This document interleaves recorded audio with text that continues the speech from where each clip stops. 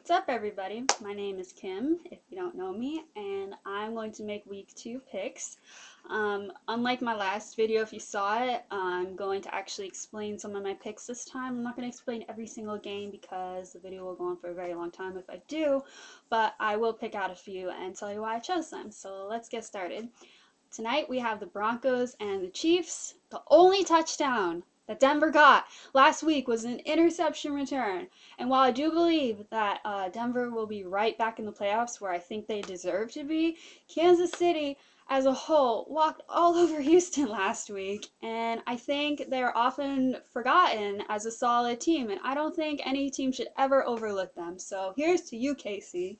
Next, we have the Patriots and the Bills. I hate making a pick with my team playing, as I've mentioned before. This game can honestly go both ways, like Rex Ryan.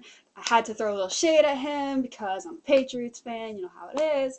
All jokes aside, the Patriots and the Bills play twice a year. They know how each other works. Last week, the Bills walked all over Indianapolis, and the Pats dominated Pittsburgh. So this is going to be a very hard-fought match. So you let me know who you think is going to win. Next, we have the Titans and the Browns, and I'm picking Cleveland. Then we have the Texans and the Panthers. This was my most debated pick. I had Carolina for a very long time in my mind, but I have to go with Houston. Carolina won the NFC South last year with 7 wins, in case you forgot. I'm just going to throw that out there. Houston currently has 2 of the Patriots' leftovers in terms of quarterbacks. However, the thing I like about Mallett is the arm that he has. That being said, I wouldn't be surprised if either team won, but my allegiance is to Houston this week. Next, we have the Cardinals and the Bears, and I'm picking Arizona. And then we have the Chargers and the Bengals. I saw this thing online that said daytime Dalton versus playoff Dalton, which I totally think is a thing. It's like reverse psychology. Excuse me while I do killer in the regular season and then do everything wrong when it really counts in the postseason. Kind of sounds like my life. Anyway, you go, Andy, repping me better than I rep myself. Regardless of everything I just said, I'm going to choose San Diego. Coming back from a 21-3 deficit is enough for me. You go. Next, we have the Lions and the Vikings, and I'm going to choose the Lions. Then we have the Buccaneers and the Saints. Tampa, Tampa, Tampa. Your defense gave up 4 touchdowns last week. Your quarterback debut NFL pass was intercepted, and he also didn't complete half of his passes. That being said, there's no more to say. Saints by a landslide.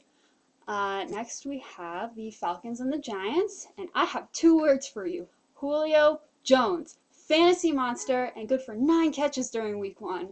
While his status is currently probable because of a hamstring injury, as long as he's on the field, he will do what he does best, and he dominates.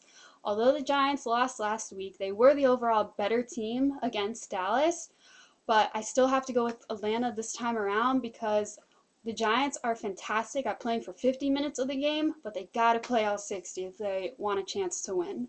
So next we have the 49ers and the Steelers. And the Steelers missed way too many opportunities Thursday night against the Patriots. However, I don't see them going 0-2. And while the 49ers dominated Minnesota, an angry Ben Roethlisberger is not a fun Ben to play against. So I'm picking the Steelers. Next, we have the Rams and the Redskins, and I'm going with St. Louis. There's not much positive things I could say about the Redskins, unfortunately. Next, we have the Ravens and the Raiders, and I'm picking Baltimore.